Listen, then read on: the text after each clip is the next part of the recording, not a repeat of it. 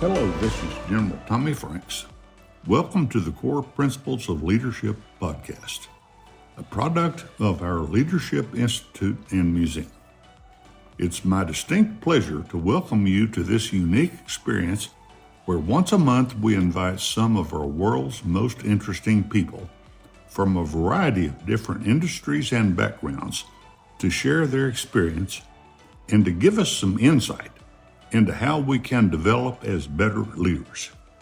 We'll ask tough questions and provide ideas on how we can work together to find common objectives that don't require compromise of our individual values.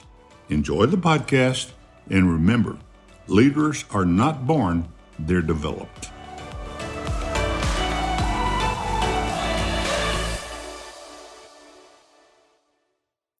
Hello, and welcome to episode 44 of the Core Principles of Leadership with General Tommy Franks podcast.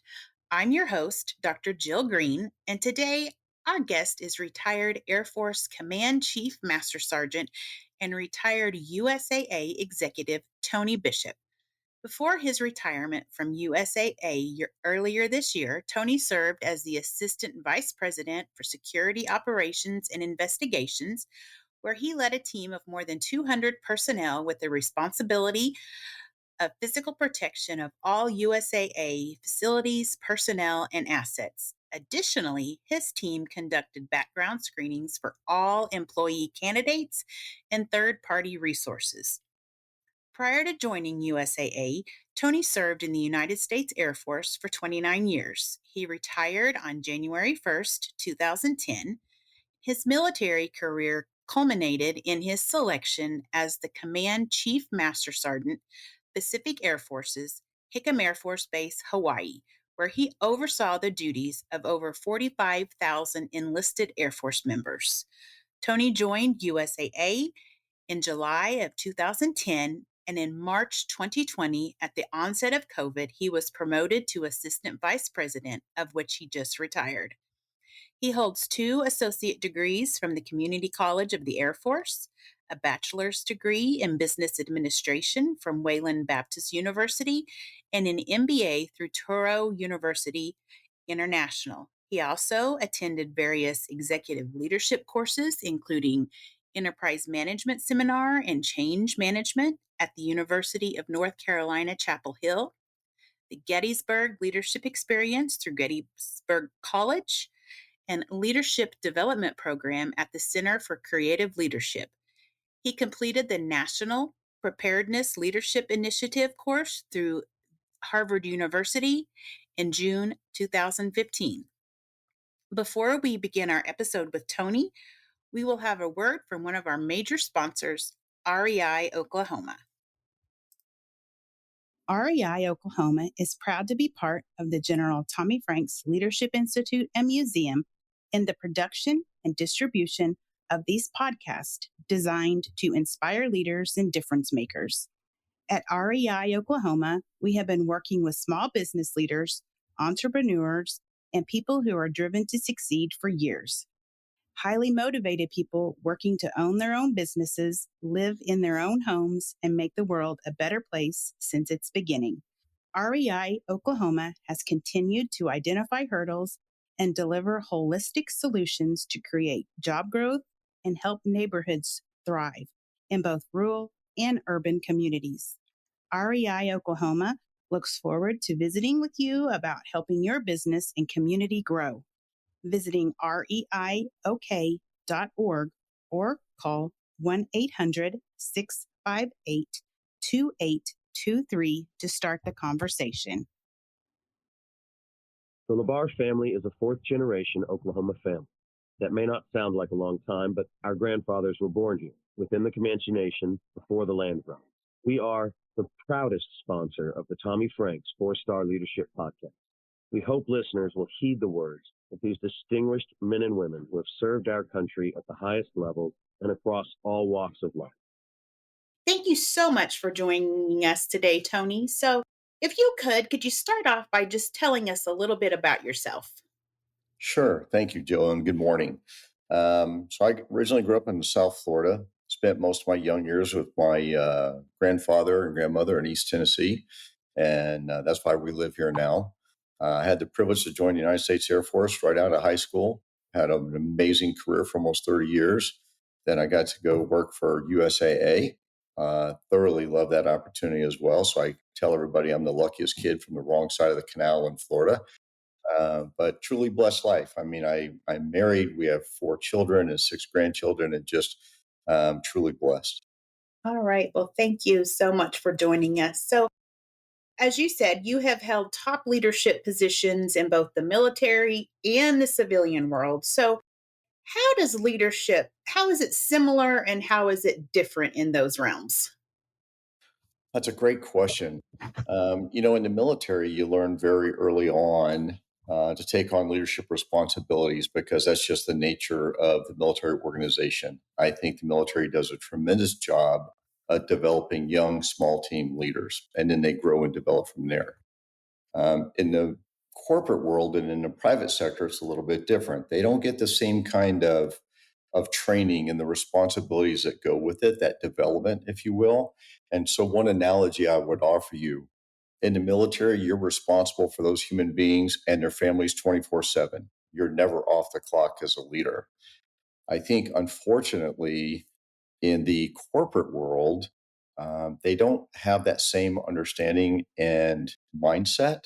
So they don't understand the value and the benefit of truly getting to know their people and the families of them and their hobbies, their pets, whatever it might be. What motivates them?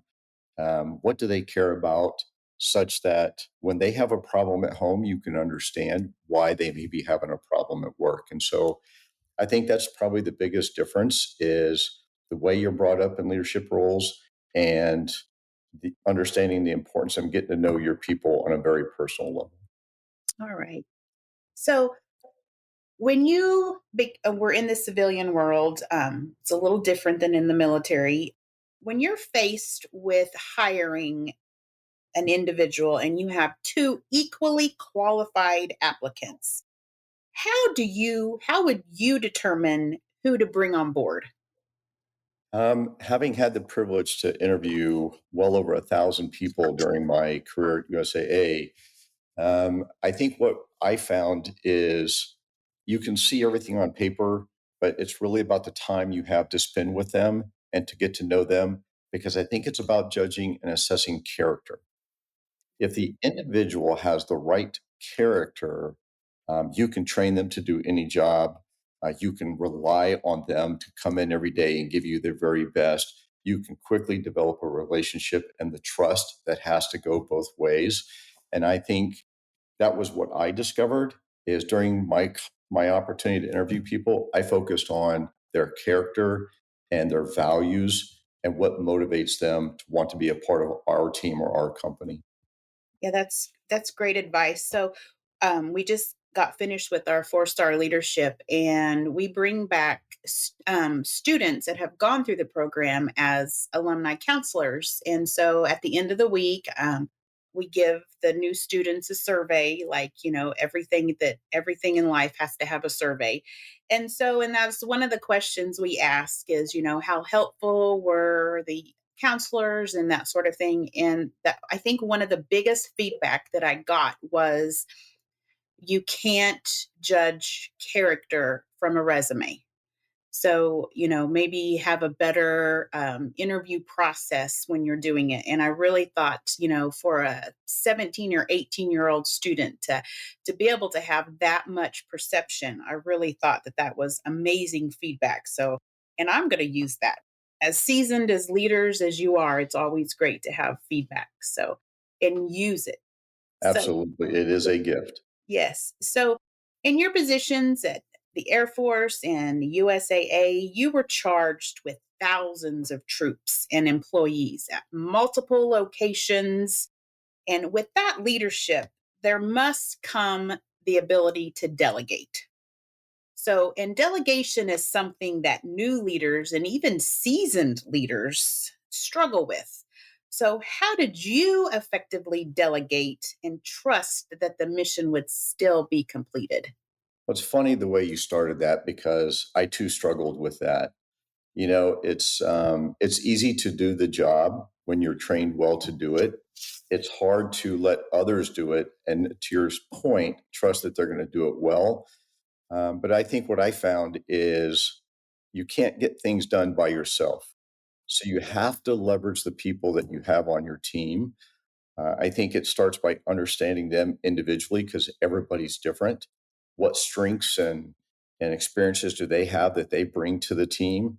What opportunities might you have to leverage them in ways and skills and roles they might not ever have been in before?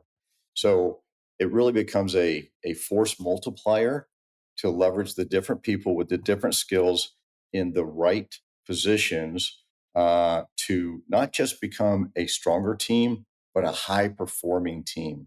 I think one of my favorite books is Good to Great. And the favorite chapter out of there for me is getting the right people on the bus, getting the wrong people off the bus, then getting the right people in the right seats. Once that happens, it gets much easier.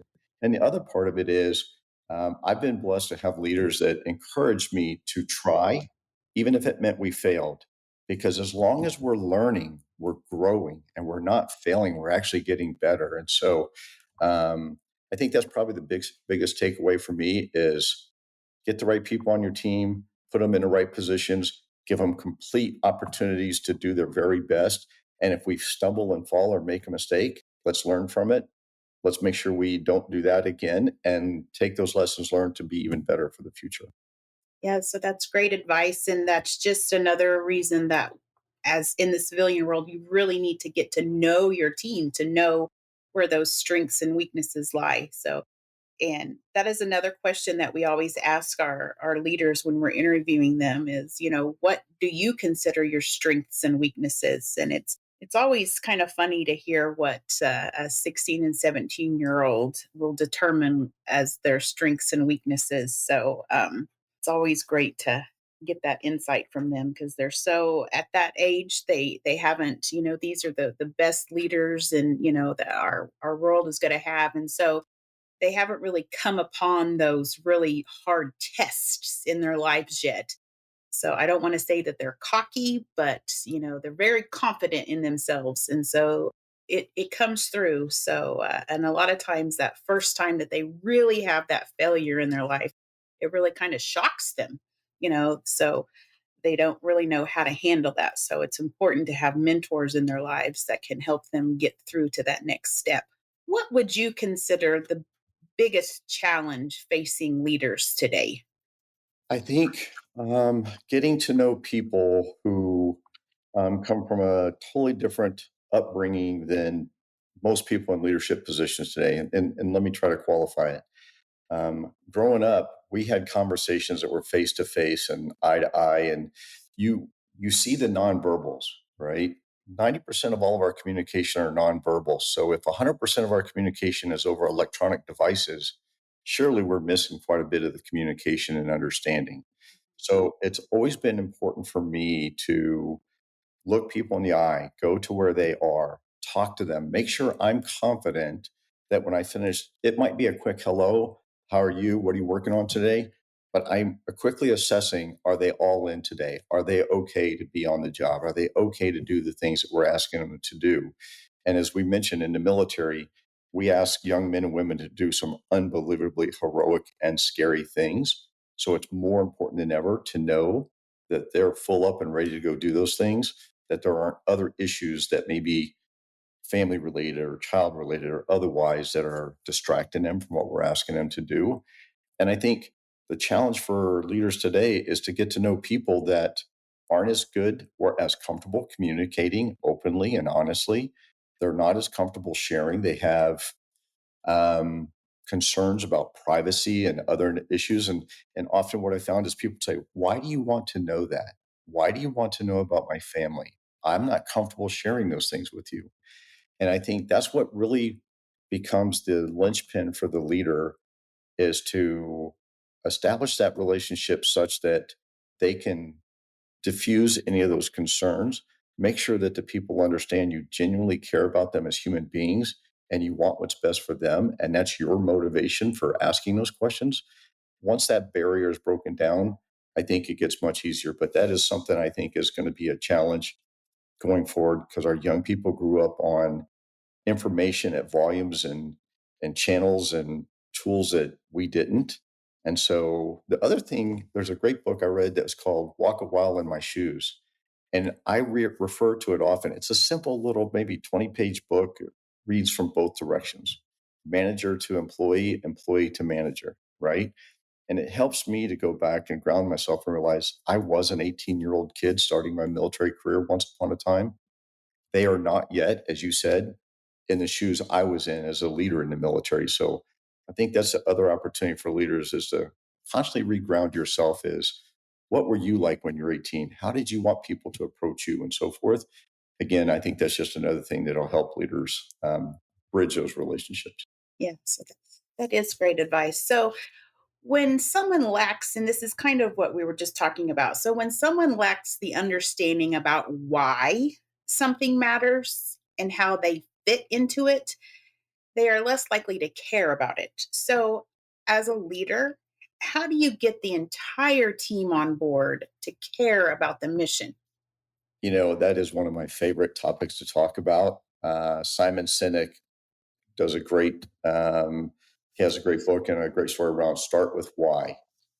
With every decision I make, I am deliberate in making sure I tell everybody why I'm making the decision I am to try to get them to understand it. I recognize not everybody will buy in. Not everybody's going to like it. If everybody liked your decision as a leader, you're probably not as effective as you should be, right? So I think start with why to help them understand the necessity of the decision and what you're trying to do. I think the other point of it is where are you trying to go as a team in an organization?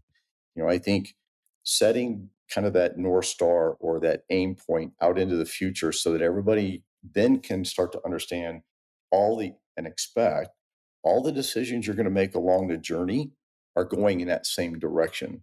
Knowing that it's always, you're going to have to adjust as things change in the environment and the business and whatever it might be. But I think letting them know where you're going as a team and an organization, explain the why behind the decisions you're making, and be comfortable with those people that still challenge because they don't agree. That's okay. As I told people all the time, you don't have to agree. But in order to be on this team, you must align because without that, we're going to be fractured and not effective. In my past job, I worked at a college, and they emphasize their strategic plan and their mission. And a lot of times, companies just kind of, I mean, they work really hard to build these plans and to get them, and they put them out online, and then they just sit there. At the college, before every meeting that we had, it didn't matter if it was the board of regents or just a small little staff meeting.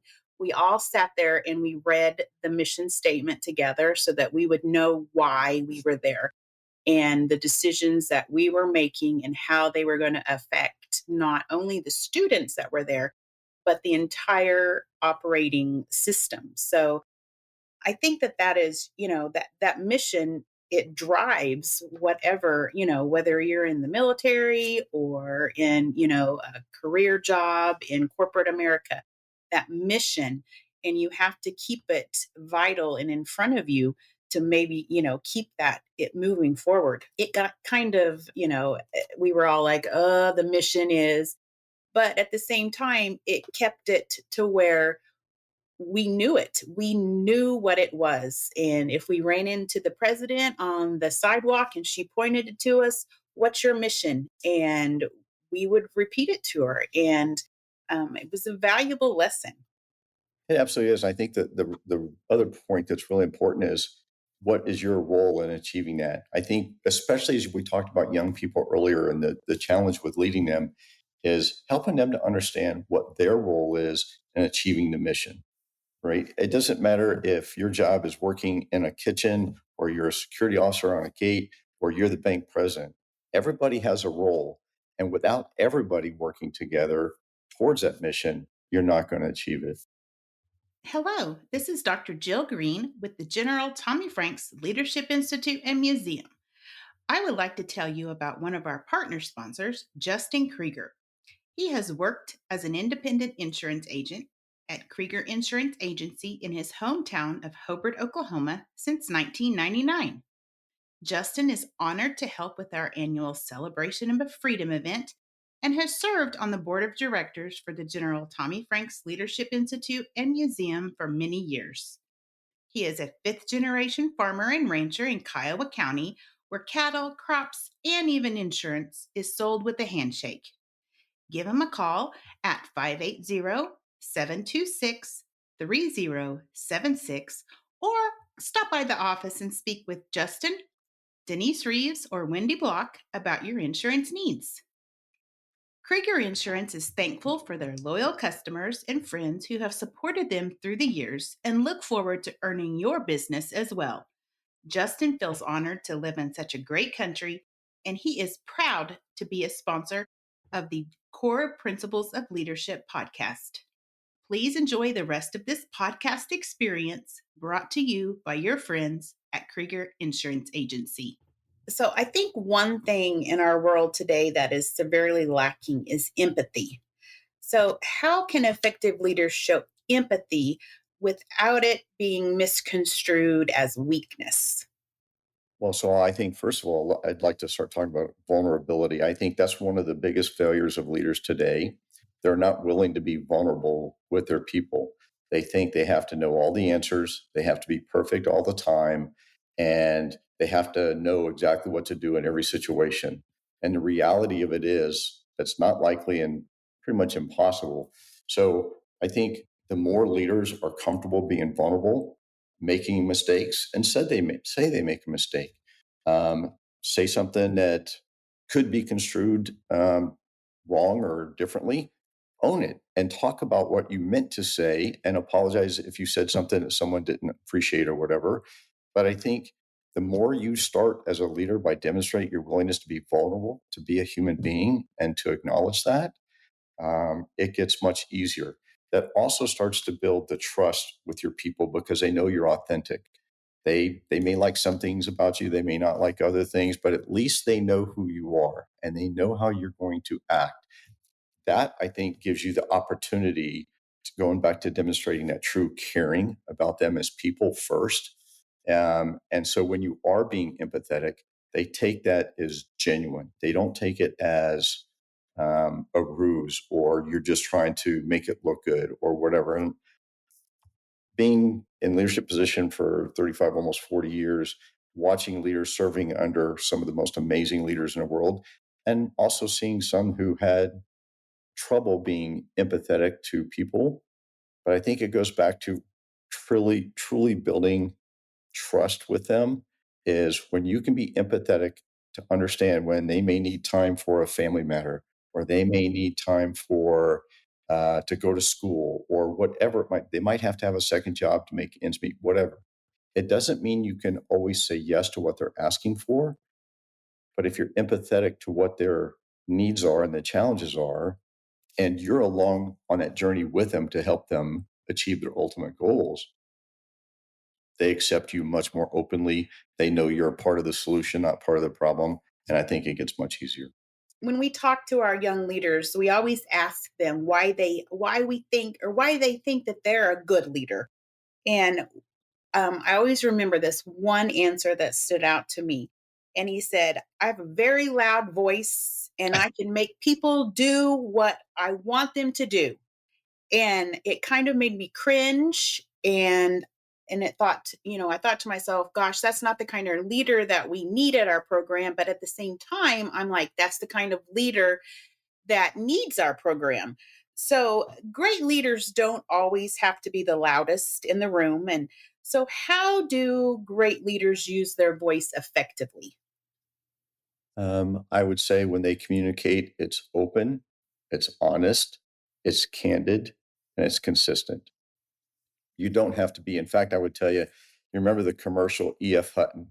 And when E.F. Hutton talks, everybody listens, right? Mhm. Some of the most effective communicators and leaders I've ever worked for or with had the softest voice. They didn't need to have the loudest voice because when they spoke, you knew it was purposeful, it was based in experience and wisdom, and it was the words mattered, right? Sometimes I think people get caught up in wanting to hear themselves speak. And sometimes they're the same people that are the first to jump up and ask a question or make a point or agree with somebody versus listening more effectively. And then when you do speak, choose the right words. Make sure you understand the message and the purpose you're trying to deliver. And to me, those have always been the most effective communicators, which is critical to being a great leader. Yeah, that's one thing I love about working with Colonel Hayes and General Franks, that when I get to be around them, they don't voice much, but they're so observant. They observe the situations around them. And then just when they do speak, it's just deliberate, and they just take in everything before they decide to, you know, bring in their expertise or anything. And that's just one of the many reasons that I am blessed with being able to work for them. So, over your career, what was the biggest change you had to make in yourself to be an effective leader? That's a great question.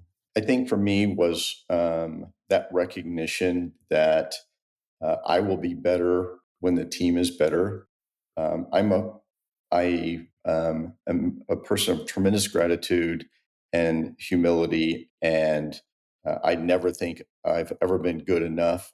I know I've never been the best at anything, but what I realized is that I can surround my people who are 10x better than me in every way, shape, and form.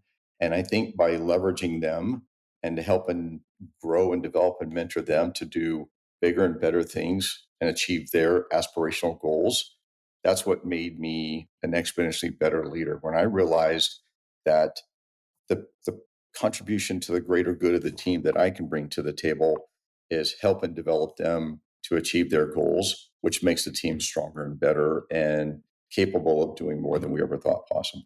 Last year, I brought my mentor to Four Star to speak to the students, and she is probably one of the most selfless servant leaders that she holds her faith very important in, her daily, and her family is important. And one of the things that really stood out in speaking with the students they got from her was that leaders don't always have to be at the front.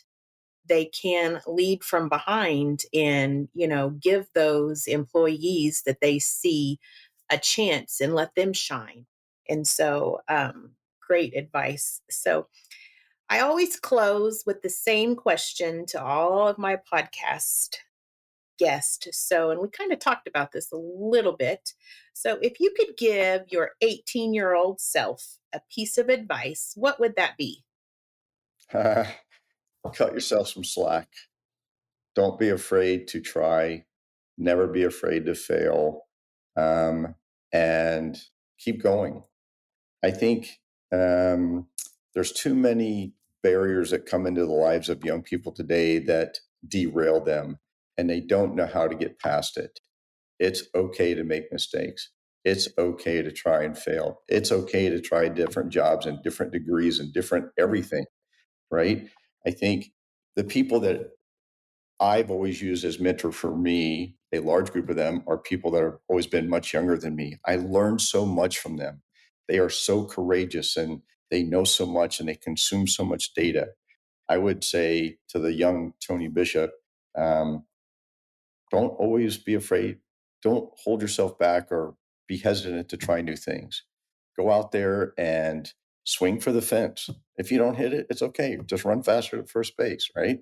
So um, it's just been, I have been truly blessed to be mentored and coached and fussed at and everything else by so many great people in my family, in the military at USA, and just in life in general. And I think if for all the young men and women out there who are growing up and getting ready to start their professional careers, have fun. That's the one thing I can tell you I did. In the United States military, I had fun. Yeah. At USA and everything I've ever done, I have fun doing it. So go have fun, give it your best shot, and enjoy the ride. You'll never regret it. Yeah, so I have a very special place in my heart. My husband served 18 years in the Army before he was medicaled out from an injury from that he received in Iraq. And so I have a special place in my heart for military leaders. I think that they're some of the best leaders that our country has. And I use my husband a lot in my leadership that I talk about. And he's kind of my sounding board. And so I appreciate your service. The military provided us with a great life that we're from rural Oklahoma. We would have never been able to do the things and have the experiences that we had, and have the kids learn how to ski in the Alps and that sort of thing. That's just things that you don't get to do, and the military provided those experiences for our family. And so I appreciate you. Thank you for your service. Thank you for your time today. Thank you for what you have done. And you have a well deserved retirement. And we just appreciate you. Thank you, Jill. Thank you so much. And let me just thank you for your service. I think those of us that wore the cloth of our nation, we stuck our hands up and volunteered to do it. And every opportunity I have to thank the spouses and the children of those who wore the uniform for your service and oftentimes your great sacrifice. We just don't say thank you enough to you. So sincerely, thank you for your service and sacrifice for our nation. And please give my same regards to your husband.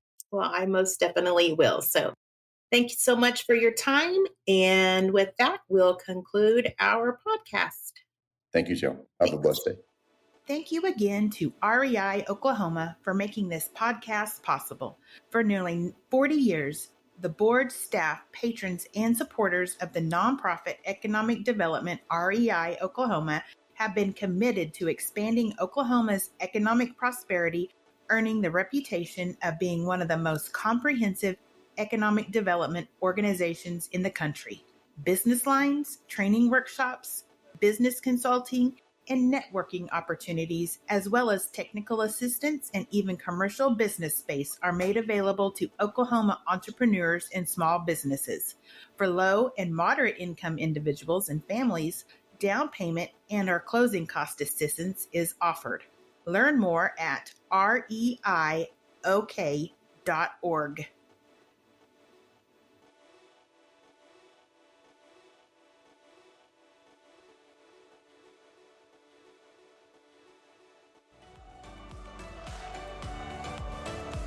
On behalf of the 4-Star Leadership with General Tommy Franks team, I'm your host, Dr. Jill Green, and this has been the Core Principles of Leadership with General Tommy Franks podcast. Now it's your turn, podcast listeners. Follow us on Facebook, Instagram, and Twitter, and let us know what you think of this episode and all our other episodes. Share this podcast with all the leaders and up-and-coming leaders in your circles. Be sure to give us a 5-star rating on your favorite podcast listening platform, and don't forget to mark your calendars the last Friday of each month for another inspiring episode. So for now, as General Franks always says, go be feisty.